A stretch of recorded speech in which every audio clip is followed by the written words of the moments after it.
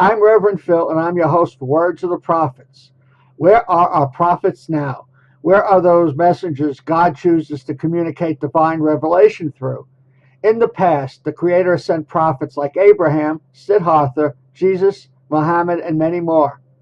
Maybe our higher power has switched tactics since we reinterpret God's words as soon as the Creator's prophets leave us. Could it be that Spirit talks to each one of us individually and we haven't learned to listen? On Words of the Prophets, our modern prophets show us how to find the internal prophet that is the I Am, and we discuss the application of spiritual principles in all aspects of our lives.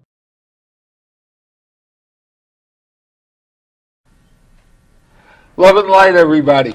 I'm Reverend Phil, and I'm your host for Words of the Prophets. Today, my guests are some good friends who come up from Albuquerque to talk about our favorite subject, which is Edgar Cayce. So on my far right is Bob Hicks, who is a long-term member of the Association for Research and Enlightenment, which we will refer to as the ARE from here on in.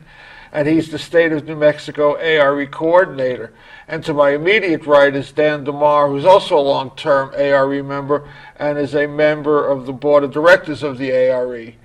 And as we promised you a while back, we're going to take a look at the Book of Revelations based upon how Edgar Cayce interpreted them, because the interpretation is kind of unique and very interesting and kind of challenging. So today's prophetic topic is May Ye Be Saved, and our topic can be found in the Edgar Cayce reading 281-16, paragraph 18, which was given on March 13th, 1933. The complete statement reads as follows: Then dost thou seek to enter into the glories of the Father. Whosoever may come, may take of the water of life freely, even as flows from the throne of the Lamb. For the very leaves of the trees are for the healing of the nations. And if ye will accept, the blood cleanses from all unrighteousness. How? From what? Save self from what? To what are ye called? To know that only from the falling away of self may ye be saved. Unto the glorifying of self in him may ye be saved.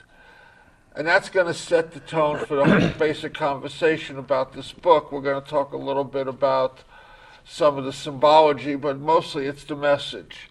I just want to throw out there, I'll let you throw it out there. Let's talk about the reading, the series 281, and what that was all about.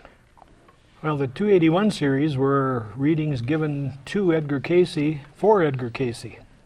So they were very interesting because they set the stage for his work that would occur at that incarnation.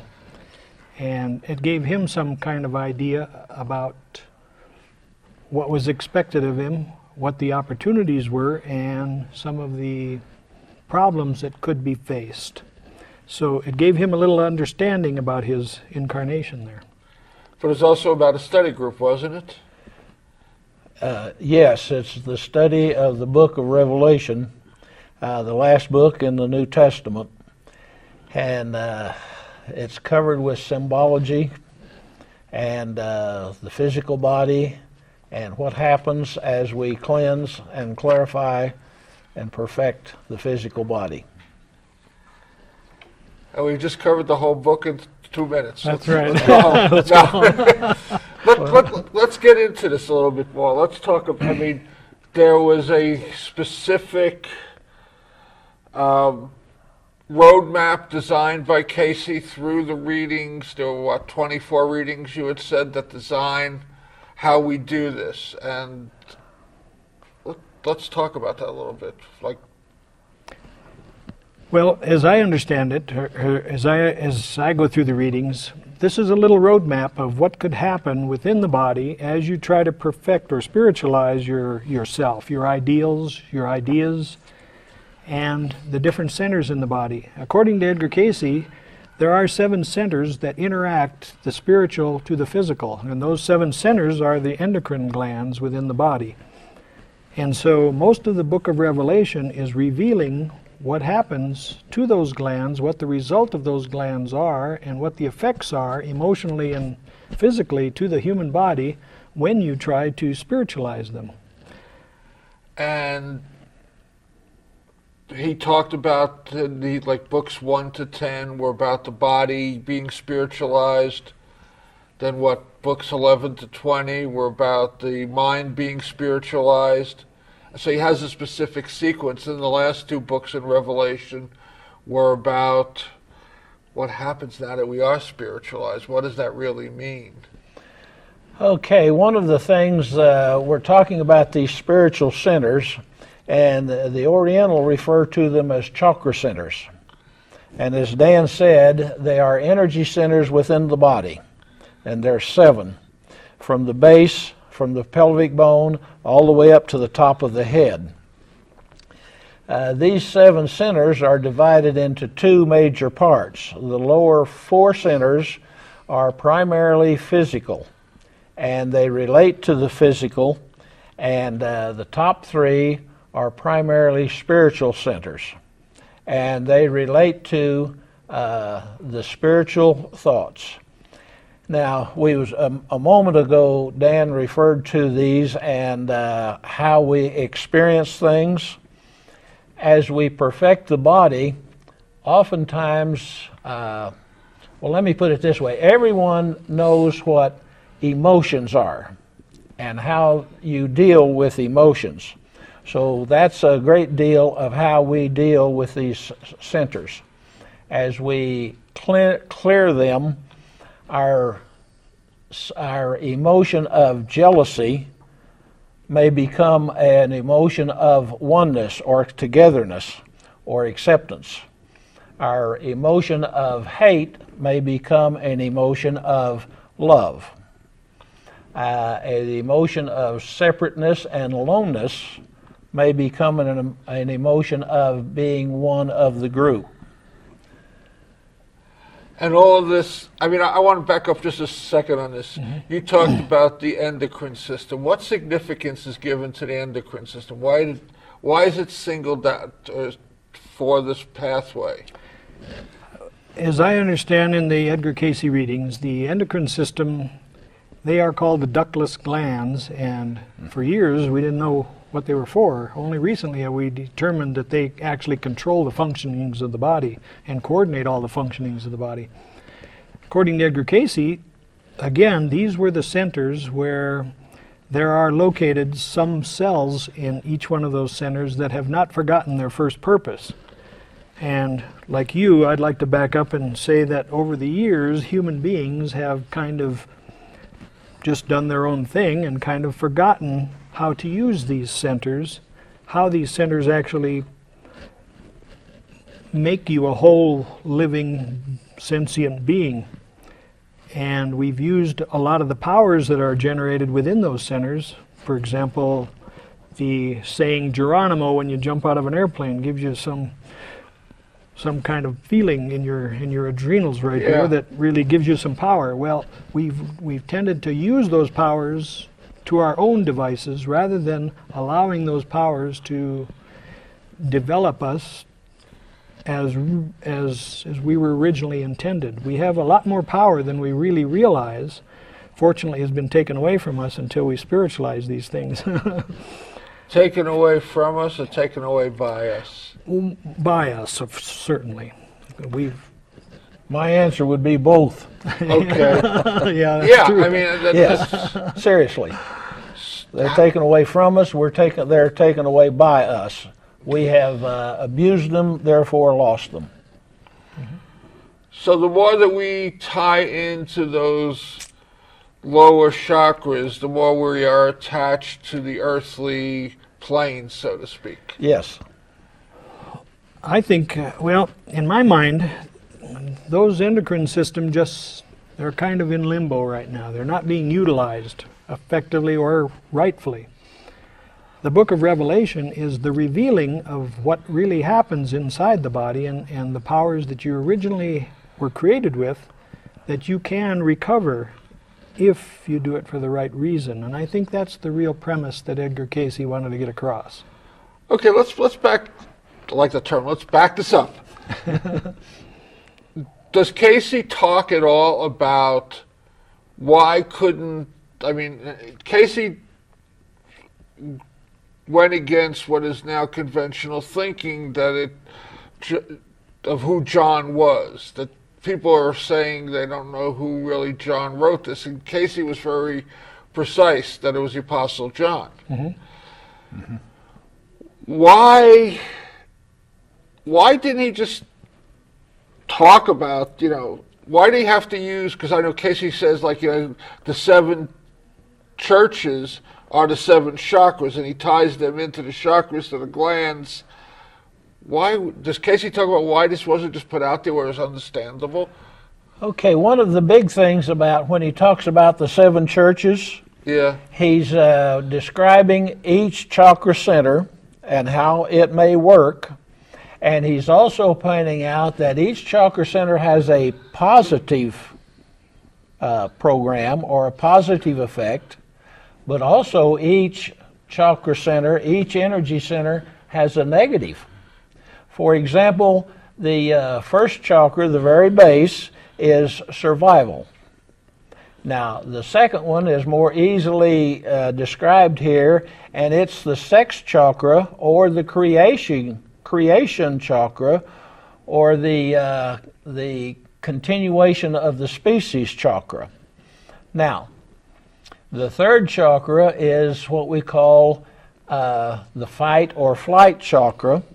It's in here in the upper abdomen area above the belly button, and there is the fight or flight, and there is the thought of how do I want to present myself to the world, to other people, and how do other people see me. Now, it's easy to see the second and the third chakra as creation. Do I create for me and my aggrandizement, to make people look at me and see how great I am? Or do I create and do I present myself to the world to see how good I really am, how good they are, and how important it is to be creative and to regenerate? Two separate thoughts. One of them, you triggered a thought. Years ago, I had a self-realized yogi on my show. It was my radio show. And we were talking about how some of these people, yogis, come over from India, and they accumulate all this wealth, and they get all these mistresses, and and how that happens. And it was just what you just said. He said, there's so much focus on the higher chakras that we don't deal with the lower ones, and we become out of balance, even though we are demonstrating spiritual advancement out of our higher ones. The lower ones are out of balance, and we are giving into those base urges. Mm-hmm. And that's what I heard you saying. But I want to go back on this question for a second. Does Cayce talk about why didn't John just call them chakras? Why did he call them glands? Why do you have to refer to the 7 churches and confuse everybody who's read the book for the last 2,000 years? I have a little answer that I might be able to give that shows one perspective, at least my perspective. It seems that anytime God speaks to us, he speaks in symbols. If you look at all the Marian apparitions, it's all symbolic. If you look at anything that comes through any of the prophets, if you read about the prophets, it's all veiled in symbology. If you look at our dreams are all symbolic and archetypical, and they don't speak to the mind. They don't speak to the physical body. They speak to the spirit. And remember the scripture that says God is a spirit and must be worshipped in spirit and truth. So I think all the information that comes from the other side, recognizing that this is not our home, we are kind of out of place down here, and our job really is to make ourselves at one with the way we were originally created, which may be on the other side. I think all this information was given to us symbolically so that we could understand it with our spirit rather than our minds. Now, there is definitely a little bit of work that needs to be done in the physical level in order to get there, but all those things have to be coordinated. So there was nothing in the Cayce readings, I know we're skipping ahead to the end of the story, that talk about this really being societal apocalyptic. This is apocalyptic on a very personal and deep level. What happens to us if we choose to become spiritual in nature? Absolutely. Yes, I think you so got too. it right there. I think so too. That's my impression. I think everything has its shadow in all the different realms, and it may be that it happens in those areas as well, but the real work is done within us as an individual. So this basically, again, going back to what you were just talking about, Bob, is about, and I'll probably misquote this, but Cayce's one of the favorite sayings is, mind is the build, the body is, life is the result. Yes. So how I utilize and allow myself to be guided by all my chakras is a choice I make in my mind. Right. That's the reason we study this, is to understand each chakra, the pluses and minuses, the good part, the bad part of each, and then the way the lower four chakras, physical, work with the upper three chakras, the spiritual. Very difficult to understand, or very difficult to put into words.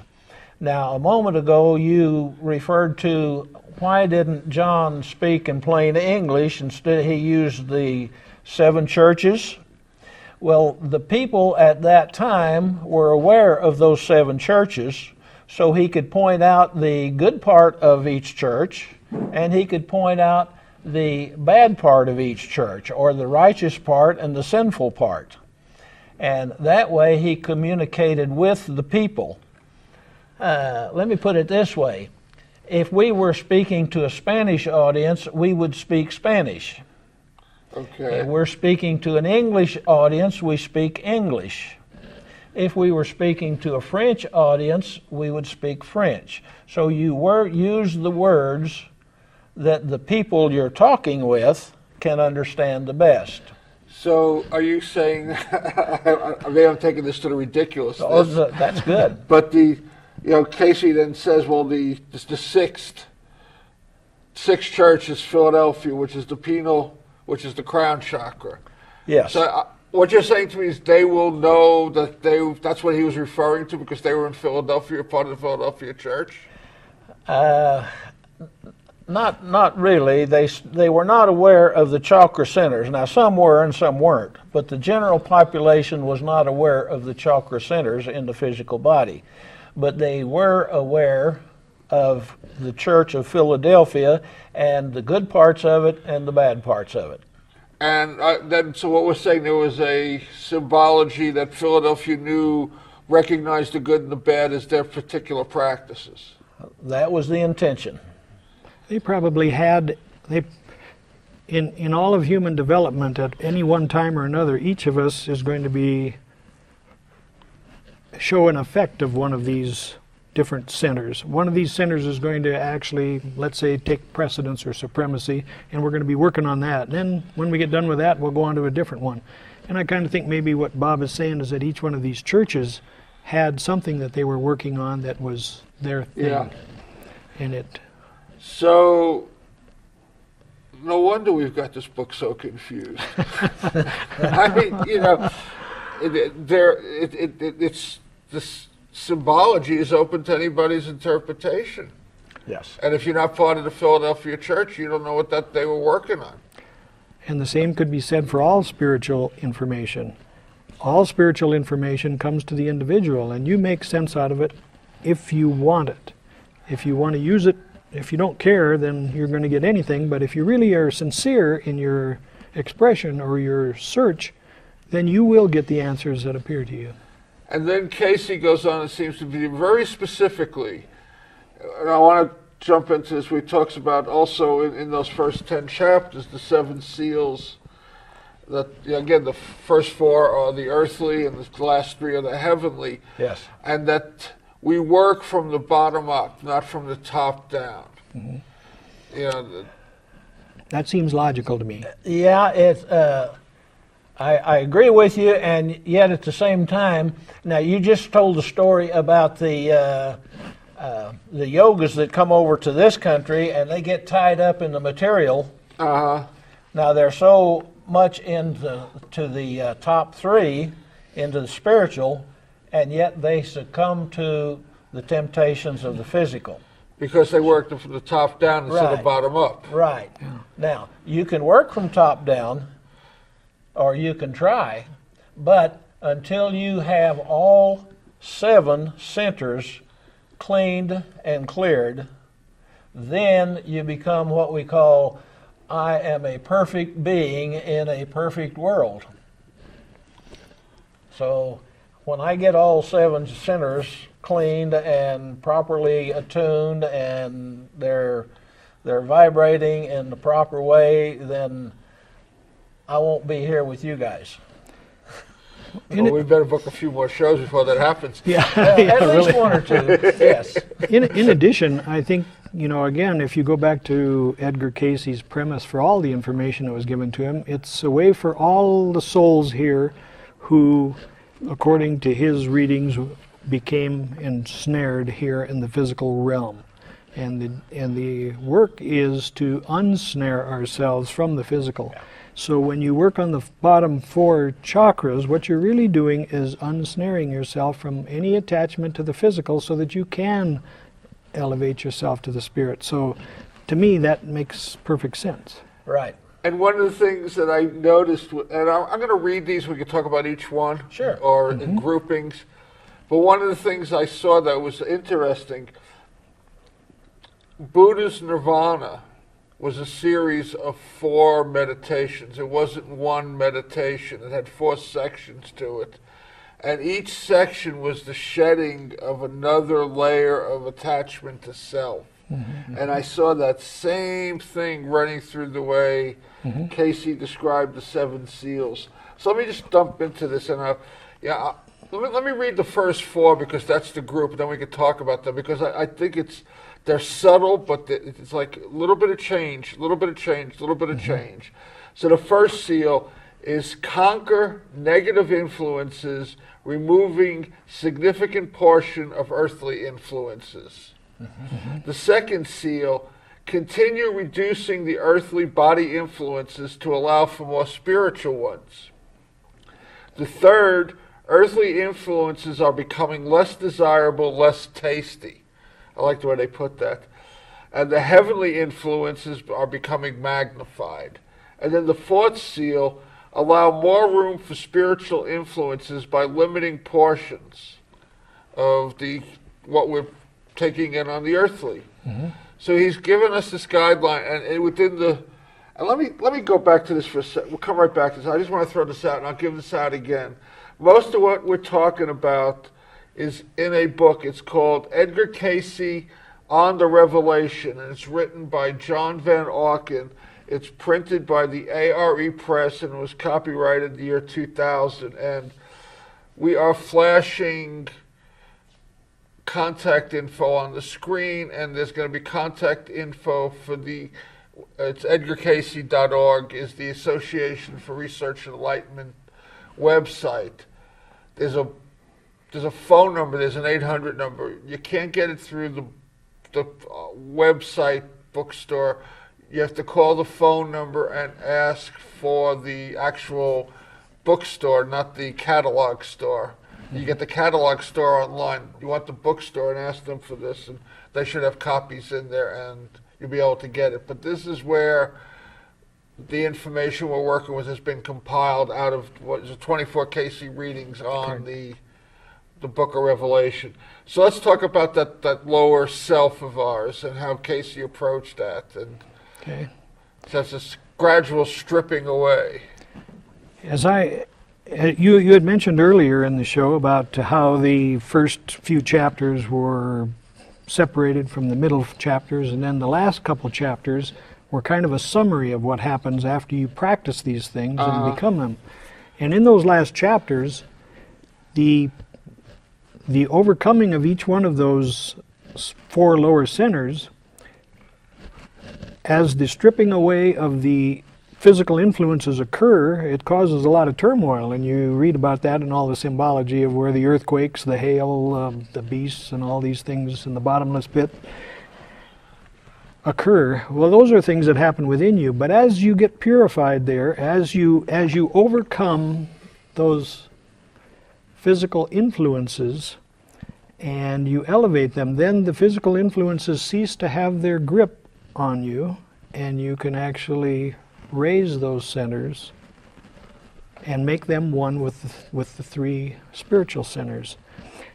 It's really all about overcoming the world and the physical world in which we live. And our attachment to it. And our attachment to it. And we have allowed that attachment to permeate ourselves. And so we have to break that bond. And I think that's what the Christ was all about. So when you were talking, Bob, about the endocrine system, when you were talking about it too, that what we're talking about also is not only the physical attachment to possessions, but the emotional attachment to those possessions. That's correct. Right. Mm-hmm. That's correct. So that we get emotionally attached to whether it's a thing, a place, or a person. Right. And when we do that, we've kind of chiseled away a little bit of the attention we should be giving to the divine, as opposed to giving it to people, places, and things. That's correct. That's mentioned in the Revelation there with the 2 witnesses. Remember, the 2 witnesses come to the street and then they get killed and they lay on the street for 3 days and then they're resurrected. And people wonder how that happened. Well, those 2 witnesses are your experience and your emotional reaction to those experiences. And it says in the Scriptures, by the mouth of 2 or more witnesses are all things established. So that supremacy of having overcome the physical is established with those 2 witnesses. So it's a refortification, so to speak, of the base message. It's repeating itself, giving us another symbology to say, here's what's happening. Yes. Maybe this will help clarify something. Let's go back to the very beginning. In the beginning, we were spiritual beings, not physical. Then we became physical beings, still having the spiritual. And through a long process, we degenerated down to where we think of ourselves as this body. We think of ourselves and we think of our world as that which is solid and tangible. But the real being, the real I am, is still spiritual. And this is what Revelations gets into, is changing. We changed from pure spirit to, let's say, pure physical. Now we need to go from pure physical back to pure spiritual, and that's what this study of Revelation is. So this goes back to the Alpha and the Omega. Right. We are both the beginning and the end. Right. The end and the beginning. They're interchangeable. Right. It's almost like the yin and the yang. Yes. And just, I mean, and it was one of, I think it was, I forget, Lytle wrote the one on Cayce's Origins and Destiny of Man. Yes. And that's where Cayce talks about the Genesis 1 and Genesis 3, while we have 2 creation stories. The first creation story is the spirit, and the second creation story is the physical being. Correct. And then so we're now taking that, the Alpha, and we're reversing the sequence in the Omega. We're getting rid of the body before we get into the spirit. Right. And it has to be a willful project on our part in order to make that happen. And that will is manifested in the Revelation. Okay. Let's go to the last 3 of the seals, and then we can maybe jump into the second segment. So the 5th seal, you mentioned, the pit must be opened and cleared of its darkness. The 6th seal, the body falling away from earthly appetites. I love that. The rising spiritual vibration opening the hardened flesh. And the seventh seal, the physical body reaches a level of cleansing and attunement to become the temple of God. Right. Again, the Alpha, the Omega. Here we started. We're coming back to it. We got to come home. It doesn't end until we come home. That's right. God is a spirit and must be worshipped in that spirit. When you get to the seventh chakra, there's going to be silence. That's where he's worshipped. We are the temple. We are the temple. And we are the divine. It's one and the same. Yeah, Exactly right. So again, I mean, I want to just, I'm throwing out these other practices and theologies because they were all tying together. But I mean, there's a teaching in basically Vedanta where there's a progression of your meditation, where I'm meditating, and then it's not me watching my meditation, it's me being the meditation. The meditation and meditator become one. There's not an action and an observer. It's the returning home. Yeah, I think you hit the real thing there. It's not the existence, it's the being. You are your meditation. You are that perfection. You are that cleansing, that clean part. The being, and you hit it right there. It's the being. It's the being perfect. and all through the Edgar Cayce readings, the main concept is making the body, the mind, and the spirit all one. Yeah. So, but he gives them three distinct chores within that oneness. yes, yeah. Yeah. That's exactly right. Yeah. That's exactly right. Let's go on to, okay, so chapters 11 to 20 are the spiritualization of the mind. Mm-hmm. So what the implication I take away from that, before we get into any of the tasks and the symbology, is the mind, like I said, the mind is the builder, but it's now been contaminated by the lower body, the lower chakras, the lower seals. So now we have cleansed the body. We need to now redirect the mind away from where the body had guided it. Yeah. Okay, and one of the several of the readings actually, but several of the readings that Edgar Cayce said was the mind is connected with the Christ Spirit. So if you think of the Christ Spirit, the Savior, then you're talking about the mind. But it's been... So what are we saying there's two minds and we're overriding one with the other, or we're saying we've got to bring it back to that Christ mind? Exactly. Bring it back to the Christ Spirit, the Christ mind. And Cayce then tells us that the first chapter in that second section, where the guy is being told to go out and measure your temple, that his interpretation of that is that we get to build the temple of God within us to any extent we want to build it. That's correct. Yes. That particular center is located here in the throat. It's the fifth center, and it's also, again, related to the will. And God created us and gave us free will.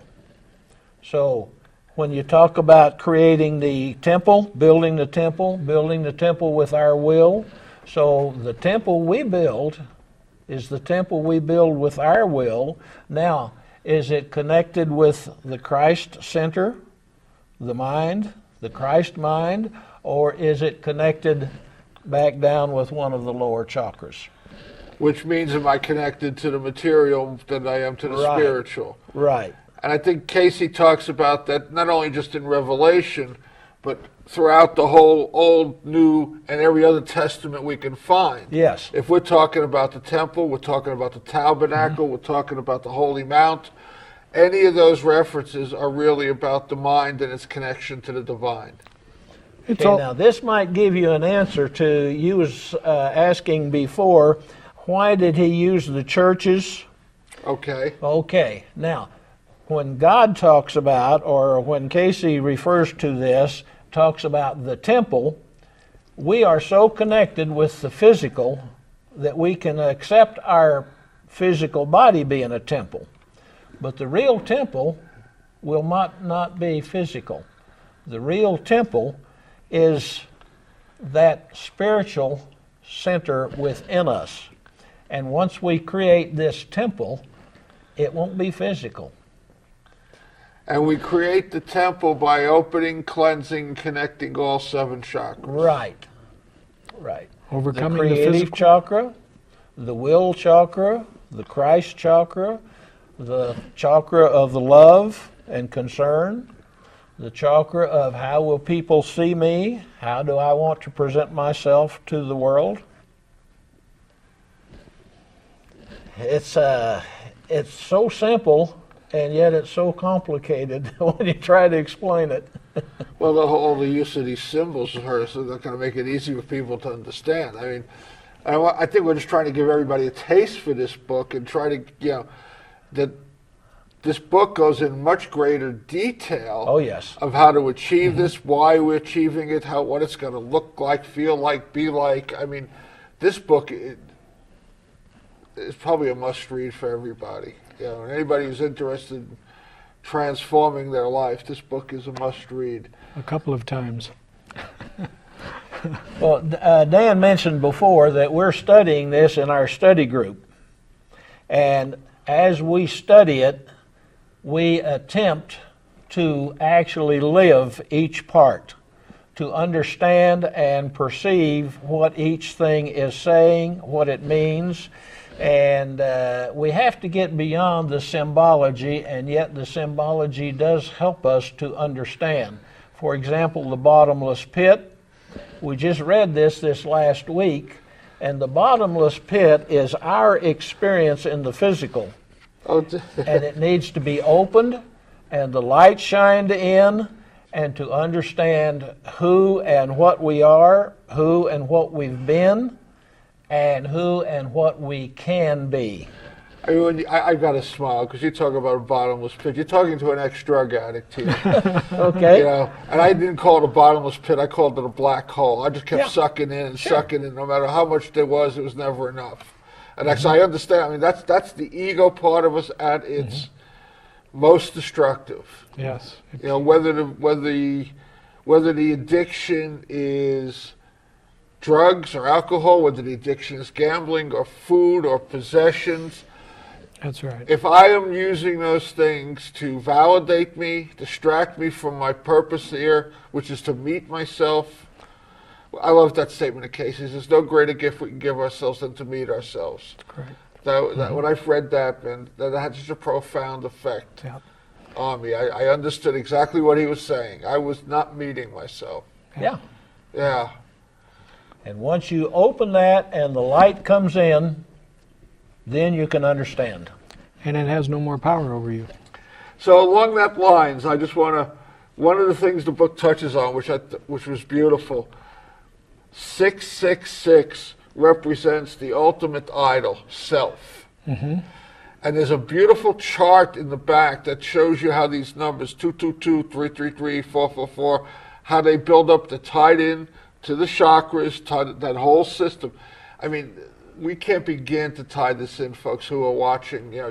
Get the book. Because that 666 becomes so clear. Why is that the symbol? Because these numbers were part of a scale that was created that tied into these systems, the endocrine system, the chakra system, the churches. I mean, it's like they were just different ways of expressing the same thing. Yeah. Mm-hmm. All of the things, all of the symbology in the Revelation are just nothing more than signs for us. And we have to be careful not to give more credence to the signs than to the real intention behind the signs. Man was created on the 6th day. Man has a number 6. The perfect man, in another reading that Edgar Cayce gave, is the number of a man. 666 could be the perfect man in body, mind, and spirit. But without God being there, it's of no consequence. Yes, the ultimate idol, self. Right. Mm-hmm. Correct. Yeah. Yeah, there shall be no gods before me. First commandment. I am not God. I got to realize that. That's right. Yeah, exactly. And then there's some beautiful stuff coming down. This is, again, we're now transforming the mind. So Cayce talks about in chapter 12, where they talk about the new baby. That's the new consciousness. And it's protected from the seven-headed dragon, which is the beastly urges, which is the seven chakras, with run on self-will instead of God's will. That's right. So, I mean, the message keeps repeating itself and showing us how we then just... How we have to be alert to all those things and understand them within. Let's just, because you guys are doing the study group, let's fill in the gap just a little bit for the people watching. What are the practices that the two of you are working through in order to create these transformations? Because that's part of what the book is teaching also. Yeah. You want to go first, Bob? Well, for me, it's prayer and meditation. And the prayer is show me the way. Let me do your will and show me the way. And the meditation is an attempt to experience I'm going to say actually experience these things. And without any detail, I have had some what I call dramatic meditations. And when I have a good meditation, and as anyone out there knows, meditation is not easy and it's hard to shut your mind off. But when I have a good meditation, I know it physically, mentally, spiritually. And there are some fantastic experiences for anyone that gets into it. So the prayer and the meditation are, as you do them, you focus in on the specific chakra, the specific guidance that the book gives us. Yes. Okay. Are you just working strictly from the readings, or are you working from John's book? I'm using John Van Auken's book, but the readings are also in the back of that book. Yeah. So you have the complete program in this book. You have John Van Auken. You have extraneous materials comes in, other things besides the Bible itself, besides Revelation, and then you have the Revelation, the actual readings. So it all ties in. Okay. And ditto for you, sir? Well, not quite. Okay. I think we all have a different path or a different set of priorities. In my own mind, I guess what I've always wanted is to do things correctly. And I have this intuitive prompting that tells me that, there's a lot I could do better. And as I go through, as I first started reading Edgar Cayce, it suddenly dawned on me that somebody was telling me the truth. The truth was coming out through this man, Edgar Cayce. And if I paid attention to that, then I would be able to better myself or make myself more useful to the world around me and to those people around me. And so I think that sincerity of purpose reflects itself in what we want to accomplish. How does that desire match my ideal of who I think I am, or what I've set for my ideal? And if I'm going to set an ideal, I might as well set the big one. So I think I want to be just like Jesus Christ. Okay, so if I want to get there, what do I have to do? Well, in the book of Revelation, it gives you a little roadmap of what to do. And it says, do this, and this, and here's the end result. Okay. I say, that's pretty plain. So do I have the courage to do that? Well, not entirely. I still have the physical to overcome. But the whole key to this is to raise the physical, the mental, and the spiritual to the same level so that they all coordinate. There was a scripture that that was given to the apostles. The apostles asked Jesus, you've been with us a long time. When are we going to see the Father? You promised that we would see the Father. When is it going to happen? And he says, well, when you open up your doors and invite me in to abide in you, and you abide in me, then you'll see the Father. And I thought to myself, well, that's an interesting thing. We call Jesus the Master. He is a guy that did overcome the world and did write all this stuff, and he left us a pattern. Now, how willing are we to become like him? Are we willing to give up everything that we used to hold dear, every physical thing, our jobs, our how people look at us? Our attachment to the physical plane. Exactly. Yeah. Exactly. Are we willing to separate that and overcome that? Well, it takes a lot of courage to do that. So it's a process. It's not an event. And his use of the word opening up the doors in plurals, again, talking about the chakras. Exactly. Yes. Exactly. Opening them up. Opening them up. I want to keep going with some of these symbologies because I think they're so beautiful, some of them in those second 10 chapters, 11 to 20. Talks about the divine feminine in chapter 12. It says that divine feminine conceives new consciousness to overcome lower urges, using that kind of mothering, nurturing, bringing into life symbology that, we're here to overcome these lower urges. Mm-hmm. Mm-hmm. Which is also, would I be fair in saying that it's not even necessarily eradicating them completely, but just recognizing them and not giving in to them? I think it's not eradicating them. I do. I think, but it's overcoming them. For example, the urge to procreate is a very physical thing. We are animals, and the urge to procreate is very strong. What happens when you overcome that and you have no longer a desire to procreate? You elevate yourself above that urge. That urge is still there, but you've elevated yourself so that it no longer has the power over you. You have the power over it. And I think that's the key. You have control of it. So the urge is there, and we just say, no, thank you. There are higher urges, in other words. Yeah. Again, one of my favorite passages in the Gospels, and I can't tell you which one it's in, is where Jesus and Satan in the desert. Then his final instruction is, get thee behind me. Yeah. Mm-hmm. It's not about you're going to be gone. It's not That's about right. we're shipping you to China. We converted you. We buried you here in the Yeah. sand. You're going to be here, sucker, but now you're going to be behind me. Yeah, exactly. Yeah, I am the master. You are the servant. Mm-hmm. Mm-hmm. And that's how we deal with those urges. We don't eradicate them. We recognize them. We don't give in to them. We don't act out on them. That's right.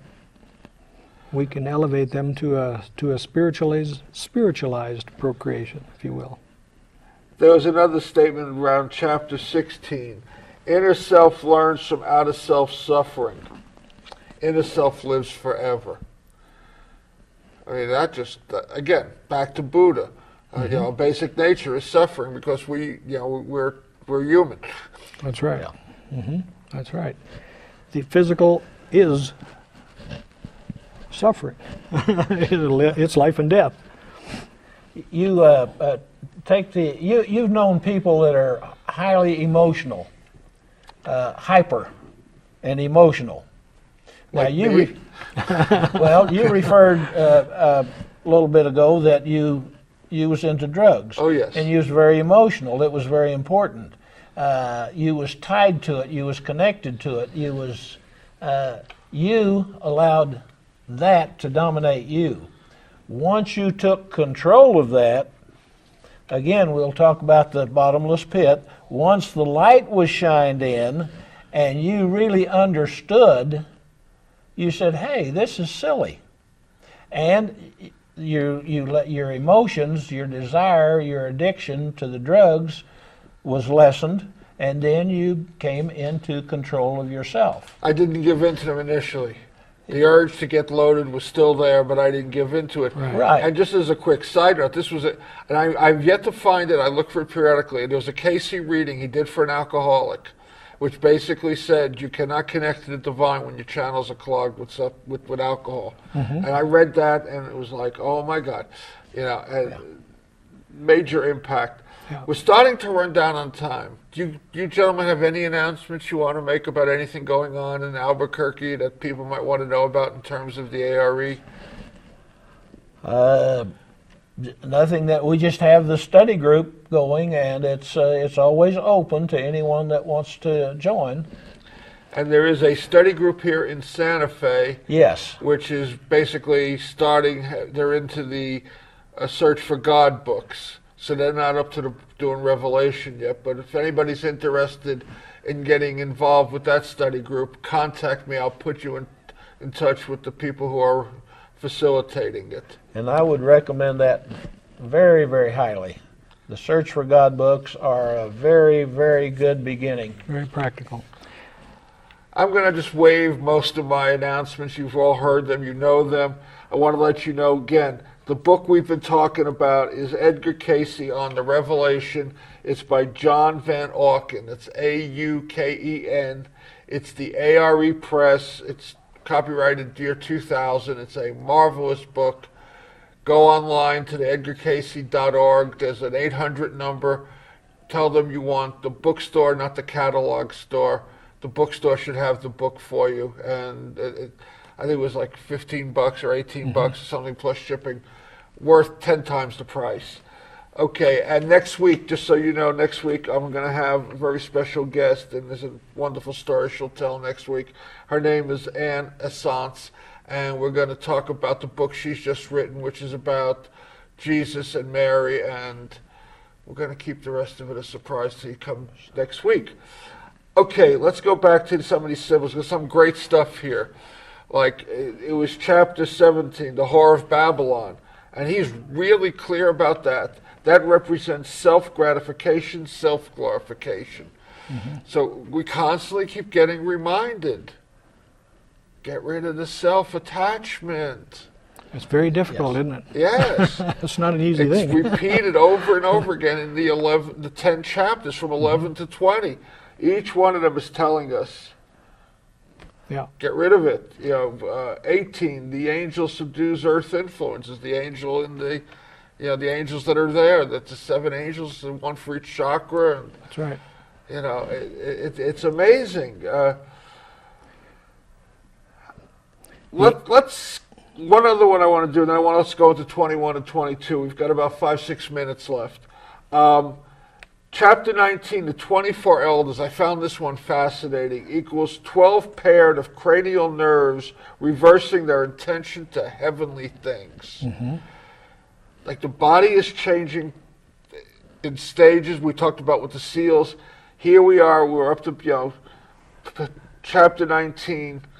I mean, it's about now the mind is starting to change itself, our attention to heavenly things. We're not going to be worrying about, oh, my neighbor's got a new car and I don't, or they just did, whatever. It's like, no, that doesn't matter. Yeah. Beautiful sequence. So let's talk about 21 and 22, New Jerusalem and all that kind of good stuff. Well, to me, that's the summary of the whole book right there. After you've spent the effort and the sacrifice in order to overcome the physical body, then the next 3 are the mental body. You purify the mental body, and that requires its own sacrifice of the self. Once you do that, then the last 2 chapters give you a little summary of what's in store for you when you do that. And that summary means that everything gets coordinated, and you can begin to live the way you were intended to live. Which is divinely, which is heavenly. Yes, which is heavenly. Connecting to the God within, listening to that voice, and not listening to the voice of ego. That's right. And let me throw this out, just for either one of you to comment. We got a few minutes left. Do you find that through your meditations, it's easy to distinguish the lower voice from the higher voice the more you meditate? Absolutely, yes. It's almost automatic, even on a conscious level. It becomes automatic. We have a couple of minutes. I would like to go for it. I would like to throw out one thing for the audience. Just don't throw me out. Self. We talk about self and we criticize self, and we talk about self being selfish and so forth and so on. Now, let's look at it from the other side. If you don't have a good self, a good individual, what do you have to offer? You can't give away what you don't have. So, what we're talking about here is not eliminating self, but creating what we would like to think of as the perfected self. The higher self. Mm-hmm. The higher self, the individual. And like Cayce says, we are all one and yet individual. So as yourself, not being selfish, but being the higher self. Mm-hmm. Very important. And just like Buddha does with the Eightfold Path, this is how we do it. The final chapter, the 12 gates, equal the 12 manners. What do I do? What are my demonstrations in order to, now that I've got this, how am I demonstrating this? Mm-hmm. And I'm not going to read them. I have them here, but you know what? Buy the book. We've got about 2 minutes left. But yes, exactly. It's interesting, too, that this is an eightfold path. The 7 chakras need to be perfected, and once they're perfected, the 8th is manifest. Yes. And this just gives us that demonstration what the 12 gates were about, were the 12 ways, mm-hmm. which ties back into the 12 paired cranial nerves. Yes. Mm-hmm. That each one makes a separate, specific demonstration of its own divinity. That's correct. That's correct. And I'm going to use you for a second.